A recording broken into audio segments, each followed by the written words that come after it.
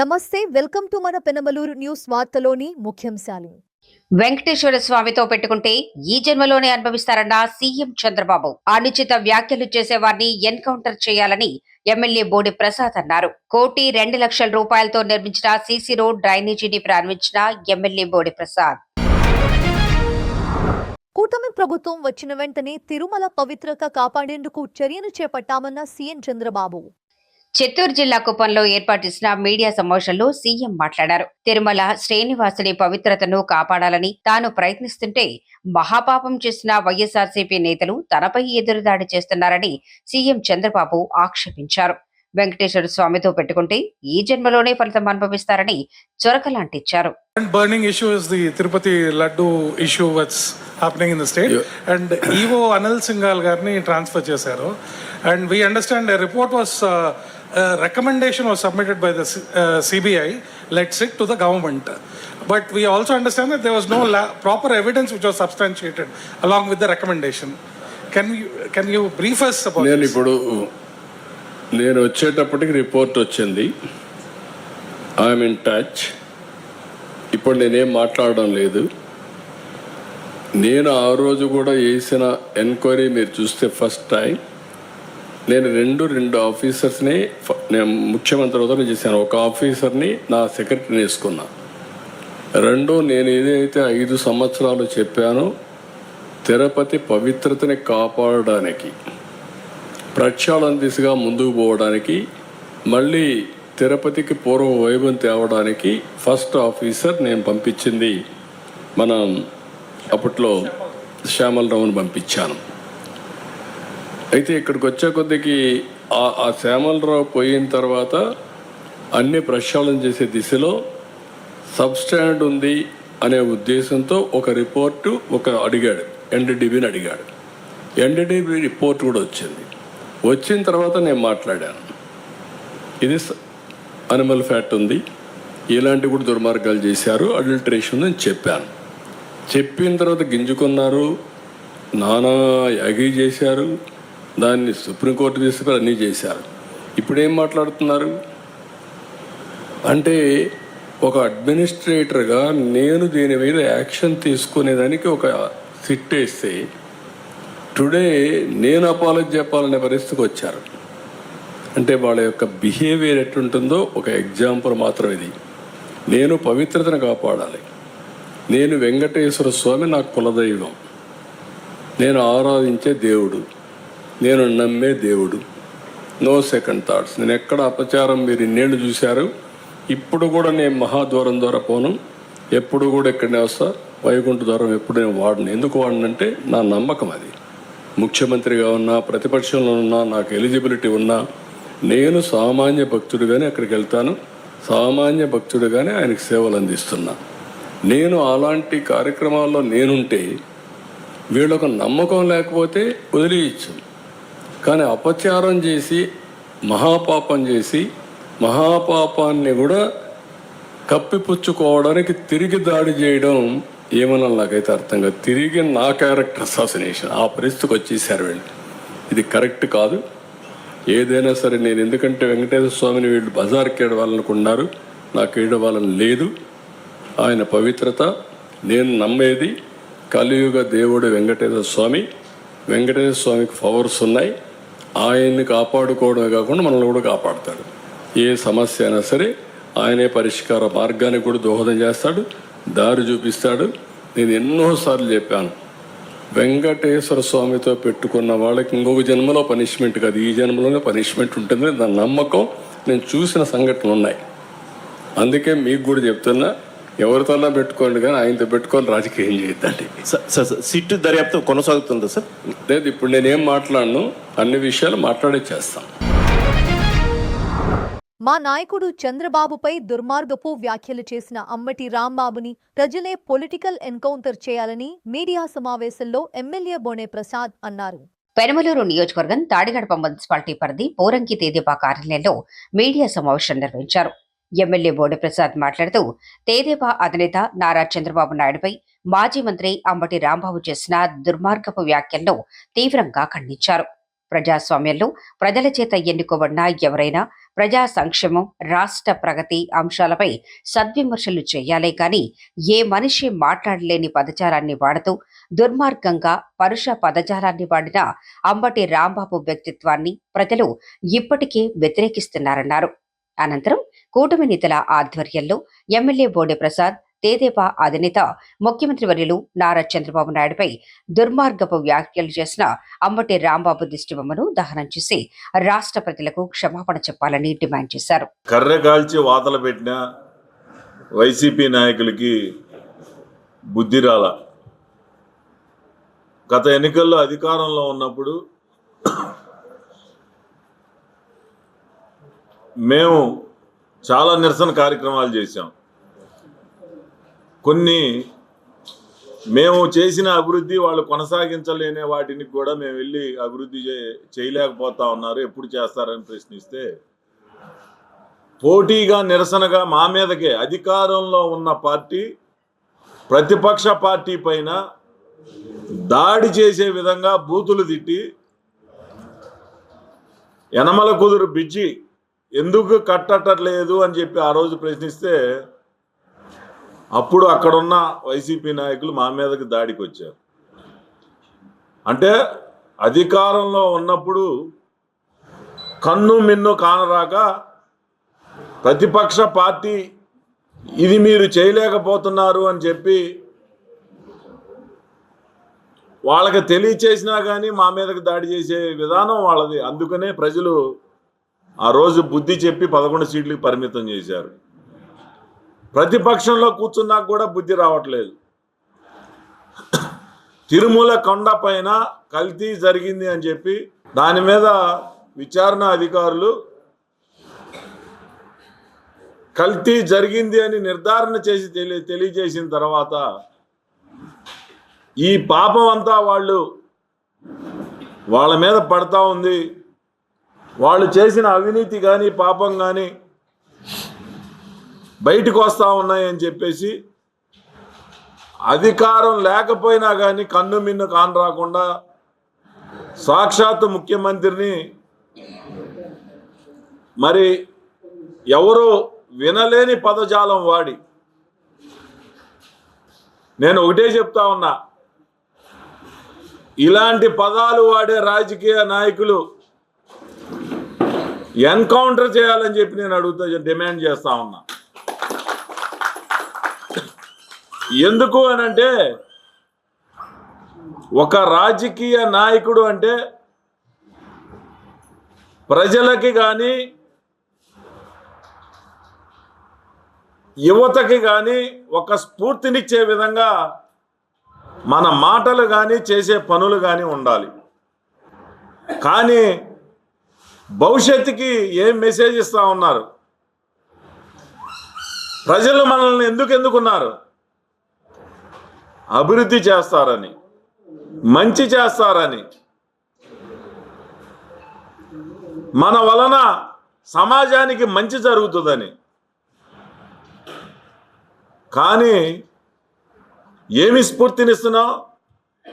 అధికారంలో ఉన్నప్పుడు భౌతికంగా దాడులు చేయటం, అభివృద్ధి వినాశనం చేయటం, ఇవన్నీ కూడా చేస్తే ప్రతిపక్ష పార్టీలో 11 ప్రతిపక్ష పాత్ర కూడా లేకుండా మరి ఈరోజు మిమ్మల్ని 11 సీట్లకు పరిమితం చేస్తే అయినా కానీ కనీసం బుద్ధి జ్ఞానం కూడా లేకుండా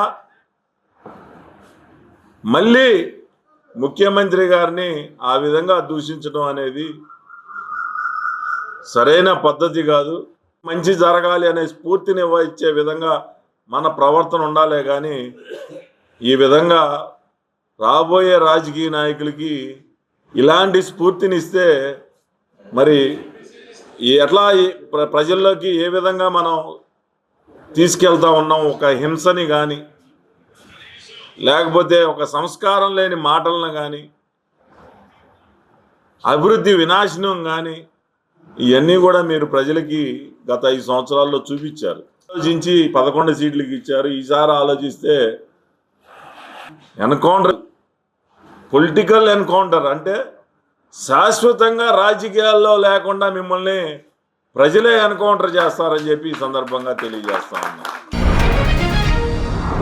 వీరమ్మ తల్లిని దర్శించుకున్న ఎమ్మెల్యే బోడ ప్రసాద్. పెనమలూరు నియోజకవర్గం బొయ్యూరు మండలం బొయ్యూరు పట్టణంలో వైభవంగా జరుగుతున్న గ్రామ వీరమ్మ తల్లి తిరణాలలో భాగంగా ఎమ్మెల్యే బోడి ప్రసాద్ వీరమ్మ తల్లిని దర్శించుకున్నారు. ఆలయ కమిటీ సభ్యులు మర్యాదపూర్వకంగా ఆహ్వానించి ప్రత్యేక పూజలు నిర్వహించారు. ఈ సందర్భంగా ఎమ్మెల్యే మాట్లాడుతూ ప్రజలంతా పాడి పంటలు, పశువులతో సుభిక్షంగా ఉండాలని అమ్మవారిని వేడుకున్నట్లు తెలిపారు. పెనమలూరు నియోజకవర్గ ప్రజలకి మెరుగైన అభివృద్ధి సంక్షేమాన్ని అందించి రుణం తీర్చుకుంటారని రోడ్డు ప్రారంభోత్సవ కార్యక్రమంలో ఎమ్మెల్యే బోడే ప్రసాద్ అన్నారు. పెనమలూరు నియోజకవర్గం కంకిపాడు మండలంలోని తెన్నేరు గ్రామంలో 1,70,70,000 రూపాయల నిధులతో నూతనంగా నిర్మాణం చేసిన సిమెంట్ రోడ్డును, డ్రైనేజీని సర్పంచ్ ఎలీషా, మండల పరిషత్ అధ్యక్షురాలు నెరసు రాజ్యలక్ష్మి, యార్లగడ్డ రాజా, గ్రామ తేదేపా అధ్యక్షులు కుటుంబరావు సమక్షంలో రిబ్బన్ కట్ చేసి శిలాఫలకం ఆవిష్కరించి ప్రారంభించిన ఎమ్మెల్యే బోడి ప్రసాద్. అనంతరం సమావేశంలో ఎమ్మెల్యే బోడి ప్రసాద్ మాట్లాడుతూ గడిచిన 18 నెలల కాలంలో కూటమి ప్రభుత్వం ముఖ్యమంత్రి నారా చంద్రబాబు నాయుడు ఆధ్వర్యంలో పెనమలూరు నియోజకవర్గం వ్యాప్తంగా సుమారు 200 కోట్ల రూపాయల నిధులతో అభివృద్ధికి ప్రణాళికలు రూపొందించుకుని దాదాపు 90% నూతన నిర్మాణాలు పూర్తి చేయగలిగామని తెలిపారు. ఈ ఊరికి సంబంధించి ఇంకా 12 వర్కులు చేయాల్సి ఉన్నాయి. సుమారుగా 2 కోట్ల చిల్లర అవసరం ఉంది. ప్రతి ఊర్లో కూడా ఇంకా ఎక్కడ ఏం చేయాలి, ఏ రోడ్లో డ్రైన్ కట్టాలి, అన్నీ కూడా వివరాలతో సహా మొన్న ఎమ్మెల్యేగా ఎన్నికైన 3 నెలల్లోనే రిపోర్ట్లన్నీ తయారు చేయించడం జరిగింది. కోమటిగుంటలో ఇంకా 4-5 రోడ్లు ఉన్నాయి. అలాగే పాలవంచ శివయ్య, వెలగల సాంబశివరావు వాళ్ళకి సంబంధించి 10 లక్షల రూపాయలది వేయాల్సి ఉంది. గుంటకాని జయరాజు, వన్నేరు సిఎస్ఐ చర్చి దాకా 15 లక్షలతో రోడ్డు వేయాల్సి ఉంది. Jujjavarapu Elisha road, main road junction, అదొక 30 లక్షల రూపాయలతోటి ఇంకా వేయాల్సి ఉంది. అలా ఒక 5-6 వర్కులన్నీ కూడా ఈ ఊర్లో 24 గంటలు బురదలో పనిచేసి పంట పండించి 10 మందికి అన్నం పెట్టి రైతన్న ఉండే ఊర్లో కూడా పట్టణంలో ఏ విధంగా రోడ్లు ఉన్నాయో అదే విధంగా గ్రామాల్లో కూడా రోడ్లు ఉండాలనే ఆలోచనతోటి మొన్న గొడవర రోడ్డు కూడా వేసాం. కంకిపాడు బ్రిడ్జి దగ్గర నుంచి రొయ్యూరు దాకా గొడవర ఊళ్ళో సిమెంట్ రోడ్డు వేయించాం. అప్పుడు పవన్ కళ్యాణ్ గారు పల్లె పండుగ కార్యక్రమానికి ఓపెనింగ్ వచ్చినప్పుడు ఆయన్ని రిక్వెస్ట్ చేస్తే ఆ రోడ్డుకి నిధులు ఇవ్వడం జరిగింది. అలాగే చోడవరం, మీరు ఎవరైనా మీ చుట్టాలు కానీ మీరు ఎవరైనా వెళ్తే పెనమలూరు చోడవరం రోడ్డు చూడండి, సీసీ రోడ్డు ఎంత ఇదిగా వేసామో చూడండి. గండిగుంట వెళ్ళండి, గండిగుంట మెయిన్ ఊర్లో దళితవాడలో మీ ఊరికి ఏ విధంగా రోడ్డు వేసామో అదే విధంగా రోడ్లు వేసాం. కాటూరు వెళ్ళండి, 7 కిలోమీటర్ల సిమెంట్ రోడ్డు వేసారు. నేను రెండోసారి ఎమ్మెల్యేగా అయింది సంవత్సరన్నర కాలంలో ఇది కొన్ని గ్రామాల్లో మాత్రం అభివృద్ధి మీకు చెప్పాను. అక్కడ కానూరు, తాడిగడప, పోరంకి, యనమల కుదురులో దాదాపుగా 50-60 కోట్ల రూపాయలు పెట్టి మరి ఆ గ్రామాలు కూడా అభివృద్ధి చేయడం జరుగుతూ ఉంది. నేను ఒకటే చెప్తున్నా, ఈ సమయంలో ప్రతిపక్ష పార్టీగా ఈరోజు ఎవరైతే ఉన్నారో గతంలో అధికారంలో ఉన్నారు, ఒక్క అభివృద్ధి అంటే ఒక అభివృద్ధి చేయలేకపోయారు. ముఖ్యమంత్రి గారిని మరి నిన్న మొన్న చూశారు. నోటితో మాటలు చెప్పలేని బూతులు ఏ విధంగా నాయకులు మాట్లాడుతూ ఉన్నారో రాజకీయంగా ఈ ఊర్లో ఎవరైతే ప్రతిపక్షంలో ఉన్నారో మాకు ఇది చెయ్యండి, మీరు ఇది చేయలేకపోయారని మాకు ఛాలెంజ్ చేయండి, చేయటానికి ప్రయత్నం చేస్తాం, చేయలేకపోతే తమ్ముడు కొద్ది కాలంలో చేస్తామని చెప్తాం. అంతేగాని బూతులు నోటెంట మాట్లాడి ఆడు ఈడు నోటుకు వచ్చిన బూతులన్నీ మాట్లాడి అది సరైన ప్రతిపక్ష పాత్ర కాదు. అందుకనే ప్రజలు నీకు ప్రతిపక్ష పాత్ర ఇవ్వలేదు, 11 సీట్లకే పరిమితం చేశారు అని చెప్పి మీరందరూ కూడా చూశారు. అధికారంలో ఉండగా దౌర్జన్యంతో మదంతో మాట్లాడిన మాటలు అధికారం కోల్పోయిన తర్వాత కూడా అదే మదంతో అదే బలుపుతోటి మాట్లాడుతూ ఉంటే మరి ప్రజలు రేపు మొన్న ఏ విధంగా 11 చేశారో మళ్ళీ ప్రవర్తన మారకుండా ఇదే విధంగా ప్రవర్తిస్తే 11 సీట్లు కూడా ఇవ్వని పరిస్థితి ఉంటుంది. అంటే ప్రజలు ఆ పార్టీని ఎన్కౌంటర్ చేసేసి శాశ్వతంగా రాజకీయాలకి అనర్హులు అని చెప్పేసి బయటకు తోసే పరిస్థితి ఉంటుందని ఈ సందర్భంగా తెలియజేస్తాను. ప్రజలందరూ కూడా ఆలోచించాలి. ఇదేదో ఎన్నికల సమయం కాదు, రాజకీయ సభ కాదు. రాజకీయాలనే ఎన్నికల 10 రోజులు మాత్రమే చేసుకుందాం. గ్రామాభివృద్ధికి మీరు వైసీపీ వాళ్ళు ఉంటే మీ మాట మేము వింటాం, మీరు చెప్పిన దాంట్లో మంచి పని ఉంటే మేము చేస్తాం, కాదు తమ్ముడు ఇట్లా చేసుకుంటే బాగుంటుందని మేము సలహా ఇస్తాం. అంతేగాని గ్రామాల్లో కక్షలు కార్పణ్యాలు పెంచి గ్రామ వాతావరణాన్ని చెడగొట్టకుండా ఉండాలి. అభివృద్ధికి అందరూ కలిసికట్టుగా నడవాలి. అప్పుడే పల్లెలు అభివృద్ధి చెందుతాయి. పోరంకిలోని శ్రీ చైతన్య కళాశాలలో విద్యార్థి అనుమానాస్పద మృతి. పెల్మలూరు నియోజకవర్గం తాడిగడప మున్సిపాలిటీ పోరంకి శ్రీ చైతన్య కళాశాలలో ఇంటర్ ద్వితీయ సంవత్సరం చదువుతున్న పవన్ కుమార్ అనే యువకుడు ఉరివేసుకుని ఆత్మహత్య చేశాడు. విషయం తెలుసుకున్న కాలేజీ యాజమాన్యం ఆసుపత్రికి తీసుకెళ్లా ఫలితం లేకుండా పోయింది. పవన్ అనకాపల్లి జిల్లా మారేడుమల్లికి చెందిన యువకుడు. కాలేజీకి చేరుకున్న పవన్ తల్లిదండ్రులు, బంధువులు పవన్ది ఆత్మహత్య కాదు, కాలేజీ యాజమాన్యం హత్య చేశారంటూ రోధిస్తూ ఆరోపించారు. మా అబ్బాయికి నిన్న రాత్రి ఫోన్ చేశారు, 11:11కి ఫోన్ చేశారు. ఈ అబ్బాయికి ఫిట్స్ వచ్చింది, మీరు అర్జెంట్గా తొందరగా రండి అన్నారు. అంటే ఫిట్స్ వచ్చింది కదండి, లేదండి నేను వైజాగ్లో రావడం అంటే ఒక టైం పడుతుంది, మా బ్రదర్ ఉన్నారు, మా బ్రదర్ ఇక్కడ ఉంటాడు, ఈయన వస్తారు చూస్తారు అని చెప్పేసి అంటే సరే నేను ఫోన్ చేయండి. నేను ఫోన్ చేశాను. ఈయన ఫోన్ చేసిన తర్వాత ఈయన వచ్చేలోగా ఏ హాస్పిటల్, కామనేని హాస్పిటల్ అని చెప్పేసి ఆ హాస్పిటల్కి తీసుకెళ్ళాం. అక్కడ జాయిన్ చేసుకోలేదు, మీరు అర్జెంట్ బయలుదేరి వచ్చేయండి అంటున్నారు. వచ్చేయండి అన్నారు కదా, ఏంటండి వచ్చేయండి అంటున్నారు, అర్జెంట్ బయలుదేరి వాడు వచ్చాడు కదా అని చెప్పి ఈయన ఫోన్ చేశారు. మళ్ళీ ఈయన నెంబర్ ఇచ్చాను, ప్రిన్సిపల్ నెంబర్ ఇచ్చాను. ఈయన ఫోన్ చేస్తే అన్నారు అక్కడ జాయిన్ చేసుకోలేదు, మళ్ళీ గవర్నమెంట్ హాస్పిటల్ తీసుకెళ్ళిపోతాను అని చెప్పి ఈయన చెప్పారు. ఈయన ఏం చేశాడు, సరే గవర్నమెంట్ హాస్పిటల్కి వచ్చేస్తానని చెప్పేసి అన్నాను. ఈయన నాకు ఫోన్ చేసి మీరు అర్జెంట్ బయలుదేరి వస్తారా లేదంట అన్నారు. నేను 2-3 సార్లు ఫోన్ చేసాను ప్రిన్సిపల్కి. ఫోన్ చేసి ఎలా ఉందండి మా వాడికి ఒకసారి మాట్లాడించండి అంటే, లేదు హాస్పిటల్ తీసుకెళ్తామండి అన్నారు. అన్న తర్వాత అయిపోయింది. మళ్ళీ ఒక గంటన్నర పోయిన తర్వాత ఫోన్ చేసి మీ అబ్బాయి చనిపోయాడు అని చెప్పారు అన్నమాట. చనిపోయాడు అని చెప్పేసిన తర్వాత ఇంకా ఏంటి చనిపోయాడు అని చెప్తారు ఏంటండి, మీరు ఏదో ఫిక్స్ వచ్చిందని చెప్పి అన్నారు కదా, ఇప్పుడు మళ్ళీ చనిపోయారని చెప్తున్నారు ఏంటంటే, మా వాడికి ఫోన్ చేశాను. మా వాడికి ఫోన్ చేస్తే అని వెళ్తాను, అక్కడికి వెళ్తాను, నీకు ఫోన్ చేస్తాను అని చెప్పి మా వాడు అన్నారు. వెళ్ళిన తర్వాత మనోడు గవర్నమెంట్ హాస్పిటల్కి వెళ్ళాడు. వెళ్ళిన తర్వాత చనిపోయాడు అని చెప్పాడు అన్నారు. అది జరిగింది. మొల్లి పవన్ కుమార్. ఏం చదువుతున్నాడు? Inter second year. యాజమాన్యం ఏం చెప్తుంది, వివరణ ఏంటి అసలు?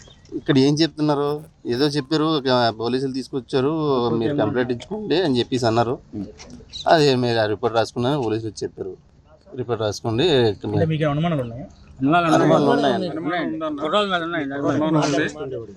అనుమానం ఉంది. మొల్లి పవన్ కుమార్ నా బామ్మది. రాత్ర 10 గంటలకి ఈయన ఫోన్, వీళ్ళు హాస్పిటల్ కూడా తీసుకెళ్ళినప్పుడు ఏ అంబులెన్స్ కాల్ చేయలేదు. అంబులెన్స్ కాల్ చేయకుండా ఖాళీ ఆటోలో ఒక 2 స్టూడెంట్ పెట్టి పంపించాడు ప్రిన్సిపల్. ఏమన్నా సరే బాడీని ఎవరన్నా పేరెంట్స్ తరపులో ఎవరన్నా వచ్చిన తర్వాత ఇక్కడి నుంచి తీసుకెళ్ళాలి. ఎవరో రాకుండా డైరెక్ట్ గవర్నమెంట్ మార్చరీలో ఉంది బాడీ. ఇప్పుడు ఫిట్స్ అన్నారు కదా, అంతకుముందు ఏమన్నా అన్నారు? ఫిట్స్ లేదన్న ఆడికి ఏ ఫిట్స్ లేదన్నా.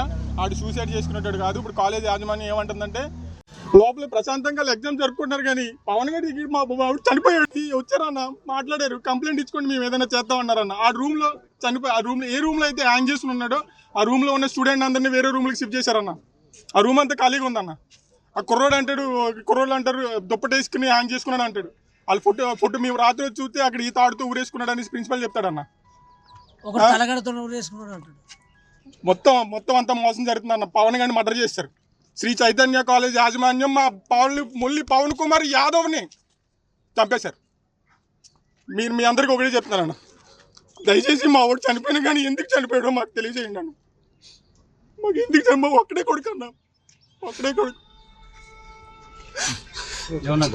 కాలేజీలో గొడవలు కాలేజ్ కాదే అన్న. మాకు తెలిసింది ఏంటంటే నిన్న మొన్న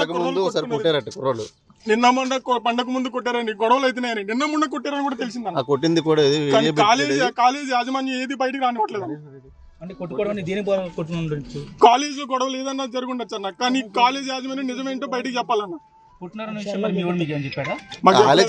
చెప్పారండి. ఇప్పుడు ఎవరైతే కుర్రోళ్ళు ఉన్నారో మేము వేరే వాళ్ళ ద్వారా కనుక్కుంటే మాకు తెలిసిందన్న, పలానా కుర్రోళ్ళు కొట్టారని వాళ్ళు పిలిపించాం. లేదా కుర్రోళ్ళు చెప్పారు. ఇప్పుడు వాళ్ళు కూడా ఒప్పుకున్నారు. ఆ వీడియోలు కూడా ఉన్నాయి, పంపిస్తా ఉన్నా మీకు. చివరిసారి ఎప్పుడు మాట్లాడండి ఇలాంటివి జరుగుతున్నాయి?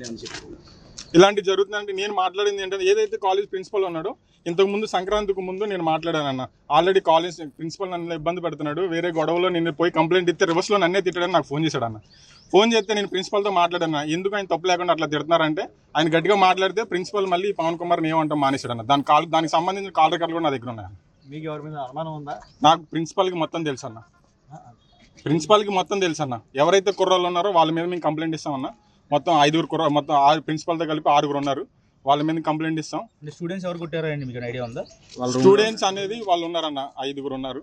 వాళ్ళు మేము చెప్తామన్న, కంప్లైంట్ ఇస్తాం. వాళ్ళ వీడియోలు ఫోటోలు అన్నీ కూడా మేము మీడియాకి ఇస్తాం. యాజమాన్యం స్పందించింది ఎప్పుడు దాకా? యాజమాన్యం ఏం స్పందించలేదన్న.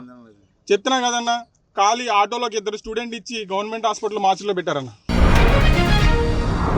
ఉయ్యూరులో కొనసాగుతున్న వీరమ్మ తల్లి తిరునాళ్లు. పెన్మలూరు నియోజకవర్గం ఉయ్యూరు మండలం ఉయ్యూరు పట్టణంలో వీరమ్మ తల్లి తిరణాలు కన్నుల పండగగా జరుగుతున్నాయి. సెలవు దినం కావడంతో భక్తులు పెద్ద సంఖ్యలో ఆలయానికి వచ్చి మొక్కుబడులు తీర్చుకున్నారు. పిల్లలు, మహిళలు ఆలయ ప్రాంగణంలో ఏర్పాటు చేసిన దుకాణాల చుట్టూ తిరుగుతూ సందడిగా గడిపారు. శివాలయం వద్ద వీరభద్రుని కళ్యాణ మహోత్సవాన్ని ఘనంగా ఆలయ కమిటీ నిర్వహించారు. ముఖ్యంగా శివపార్వతుల అలంకరణతో నరసింహస్వామి అవతారంలో కళాకారులు చేసిన నృత్యాలు భక్తులను ఆకట్టుకున్నాయి. వార్తలు ముగించే ముందు ముఖ్యాంశాలు మరోసారి. వెంకటేశ్వర స్వామితో పెట్టుకుంటే ఈ జన్మలోనే అనుభవిస్తారన్న సీఎం చంద్రబాబు. అనుచిత వ్యాఖ్యలు చేసేవారిని ఎన్కౌంటర్ చేయాలని ఎమ్మెల్యే బోడి ప్రసాద్ అన్నారు. 1,02,00,000 రూపాయలతో నిర్మించిన సీసీ రోడ్ డ్రైనేజీని ప్రారంభించిన ఎమ్మెల్యే బోడి ప్రసాద్. వార్తలు ఇంతటితో సమాప్తం. తిరిగి మరల తర్వాత ముఖ్యాంశాల్లో కలుద్దాం. అంతవరకు చూస్తూనే ఉండండి మన పెనుమలూరు న్యూస్.